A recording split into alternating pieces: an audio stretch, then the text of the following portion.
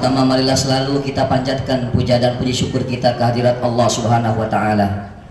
Di hari yang mulia ini kita dipertemukan di tempat yang mulia bersama dengan orang-orang yang insya Allah dimuliakan Allah Subhanahu wa taala. Salawat dan salam semoga senantiasa tercurah kepada junjungan kita baginda Raja Nabi besar Muhammad sallallahu alaihi wasallam. Mudah-mudahan kita nanti di hari yaumil qiyamah mendapatkan syafaatnya. Ingatlah, hanya dengan takwa kita akan mendapatkan derajat yang tinggi di sisi Allah Subhanahu wa taala.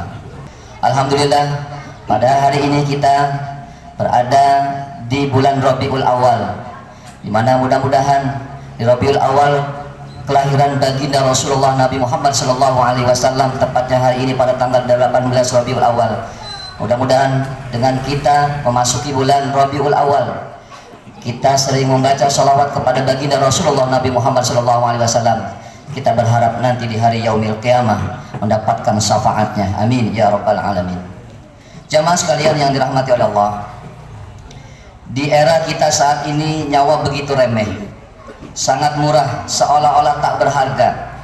Begitu mudah manusia menumpahkan darah sesamanya. Ironisnya lagi, yang menjadi jalan kematian itu adalah tindakan aparat negara kita yang masih ingat ratusan orang yang mati saat mereka menjadi petugas KPPS dalam pemilu 2019 lalu. Sampai saat ini tidak diusut, para terduga teroris ditembak tanpa pengadilan. Demikian juga 6 laskar FPI dihabisi. Terakhir lebih dari 130 orang meregang nyawanya di Kanjuruhan, Malang, Jawa Timur, gara-gara tembakan gas air mata hingga mereka berdesak-desakan dan akhirnya kehabisan napas. Hadirin yang dirahmati oleh Allah Subhanahu wa taala, nyawa manusia adalah anugerah Allah Subhanahu wa taala yang amat berharga. Karena amat berharga, Allah Subhanahu wa taala menetapkan pembunuhan seorang manusia sama dengan menghilangkan nyawa seluruh umat manusia. Bismillahirrahmanirrahim. Man qatala nafsan bighairi nafsin aw fasadin fil ardi faka'annama qatalan nas jami'a. Siapa saja yang membunuh seseorang bukan karena orang itu membunuh orang lain, atau bukan karena dia membuat kerusakan di muka bumi, maka seakan-akan dia telah membunuh seluruh manusia. Quran surat Al-Maidah ayat 32. Apalagi jika yang terbunuh adalah orang mukmin. Nabi sallallahu alaihi wasallam bersabda, la zawalud dunya ahwanu indallahi min qatli rajulin muslim. Kehancuran dunia ini lebih ringan di sisi Allah dibandingkan dengan pembunuhan seorang muslim. Jika pelakunya banyak, maka seluruh pelakunya akan diazab dengan keras. Rasulullah sallallahu alaihi wasallam bersabda, "Lau anna ahlas samai wa ahlal ard ijtama'u ala qatli muslim, lakabahumullahu jami'an ala wujuhihim finnar." Andai penduduk langit dan penduduk bumi berkumpul membunuh seorang muslim, sungguh Allah akan membanting wajah mereka dan melemparkan mereka ke dalam neraka. Hadis riwayat At-Tabrani. Hati-hati, boleh saja para pembunuh bebas di dunia, tetapi mereka akan dituntut di akhirat kelak. Nabi sallallahu alaihi wasallam bersabda, yaji'ul qatilu wal maqtulu yaumal qiyamah muta'alliqun bi ra'sin sahibihi wa fil labdun yaji'u mutalaqan bil qatilu tahshafu audajuhu dama yaqul rabbi sal haja lima qatalani.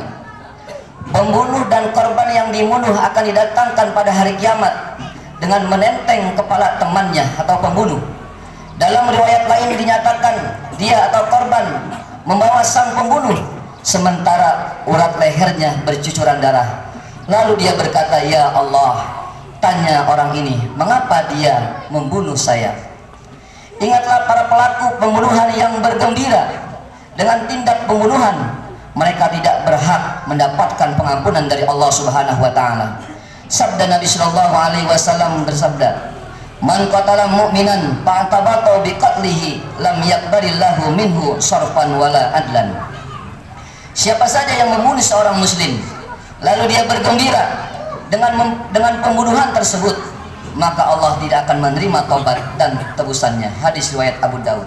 Dalam pandangan Islam, negara seharusnya bertanggung jawab dalam menjaga dan memelihara jiwa setiap warganya. Jangan sampai ada seorang warga pun, muslim atau non muslim, yang harus kehilangan nyawanya tanpa alasan yang dibenarkan.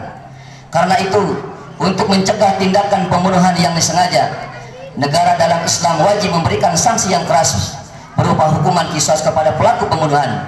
Dasarnya adalah firman Allah Subhanahu wa taala, ya ayyuhalladzina amanu kutiba alaikumul qisasu fil qatla al-hurru bil hurri wal 'abdu bil 'abdi wal unsa bil unsa.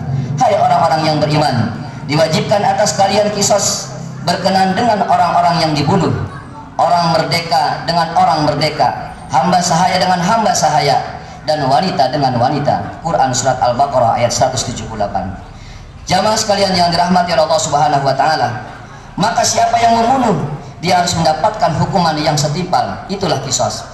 Pembunuh hukumannya dibunuh kecuali keluarga memaafkan, tapi harus diganti dengan diat atau denda kepada para pelaku pembunuhan.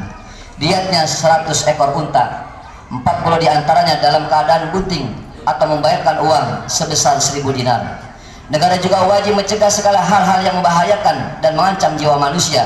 Dasarnya adalah sabda Nabi Shallallahu Alaihi Wasallam, la darra wa la dirara. Tidak boleh haram, tidak boleh atau haram ada sesuatu yang membahayakan diri sendiri maupun orang lain. Begitu mulianya syariat Islam dalam melindungi nyawa manusia. Karena itu sepanjang negara Islam tegak sejak Nabi Shallallahu Alaihi Wasallam di Madinah, kemudian dilanjutkan oleh Khulafaur Rasyidin, setiap warga negara Muslim ataupun non Muslim mendapatkan perlindungan yang luar biasa. Tidak setetes pun darah tumpah, melainkan ada pembelaan dari negara Islam. Mudah-mudahan kita selalu dalam perlindungan dan maghfirah Allah Subhanahu wa taala. Demikian khutbah yang dapat kami sampaikan, mudah-mudahan bermanfaat. Barakallahu wa lakum fil Qur'anil azim wa nafa'ani wa iyyakum bima fihi minal ayati wa zikril hakim wa taqabbala minni wa minkum tilawatahu innahu wal ghafurur rahim.